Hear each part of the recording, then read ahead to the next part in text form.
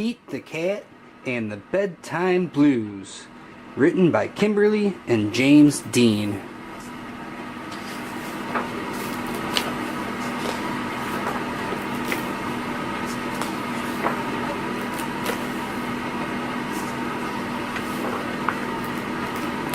Pete and the gang had a great day. They'd been at the beach, surf and sun and tons of fun.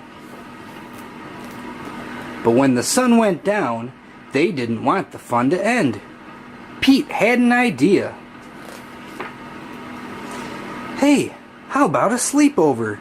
More time for tons of fun. Groovy. Pete's place. Let's go. The party was far out, but they knew they couldn't stay up all night.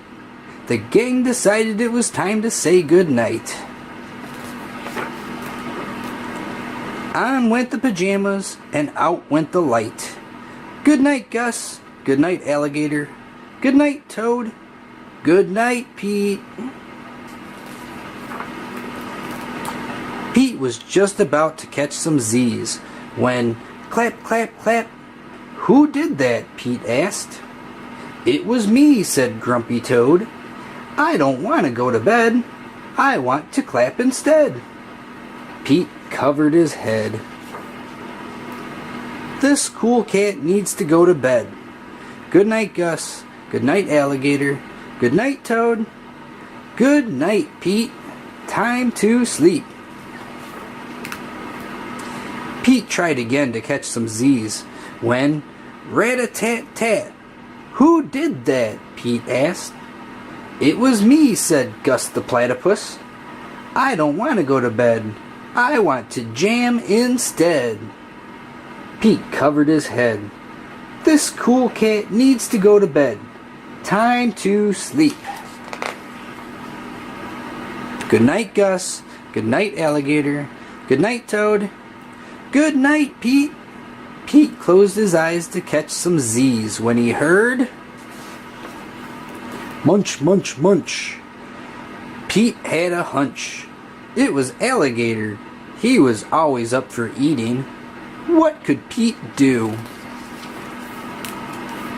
All the clapping, rat-a-tat-tatting, and munching was giving him the bedtime blues. Pete had a groovy idea.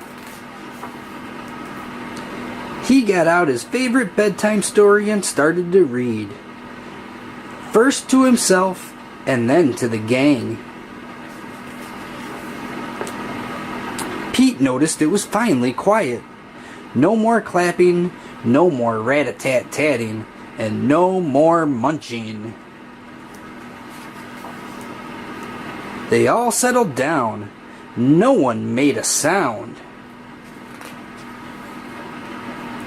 Pete yawned and turned off the light. Good night, sleep tight. Time to catch some Z's.